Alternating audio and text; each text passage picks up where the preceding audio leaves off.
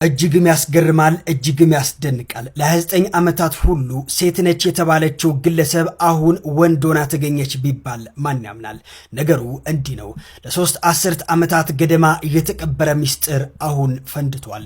ቀሚስ ለብሳ ኩታ ተከናንባ በቤት ሰራተኝነትና በጠላ ንግድ ስትታወቅ የኖረችው ወይዘሮ አስፍሽ ከጀርባዋ ሌላ ሰው ሆና ተገኝታለች። ወይዘሮ አስፍሽ ደግፌ ይህች ሴት በአካባቢው ነዋሪ ዘንድ የምትታወቀው በትጋቷ በደግነቷና በማህበራዊ ኑሮ ተሳትፎዋ ነበር።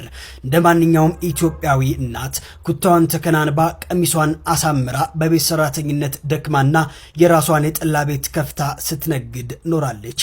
ጎረቤቷ ያምናታል፣ ደንበኛ ይወዳታል። ማንም ግን ከቀሚሷ በስተጀርባ ያለው እውነታ አልጠረጠረም ነበር። ጊዜው ደርሶ ይህ የ3 አስርት ዓመታት ድራማ መጋረጃው የተገለጠው ግን ባልታሰበ አጋጣሚ ነበር። እህል ሰርቀሻል የሚል ክስ ቀርቦባት ጉዳዩ ወደ ፖሊስ አምርቶ ወይዘሮ አስፍሽ በቁጥጥር ስር ዋለች። ይሁን እንጂ የህግ አካላት መደበኛ ምርመራቸው ሲያካሂዱ የታዘቡት ነገር እጅግ አስደንጋጭ ነበር። ወይዘሮ አስፍሽ የተባለችው ሴት ጭራሽ የሌለችና ያልነበረች መሆኗ ተረጋገጠ።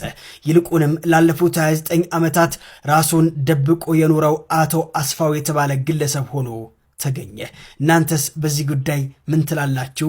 ሐሳባችሁን አጋሩኝ እስኪ።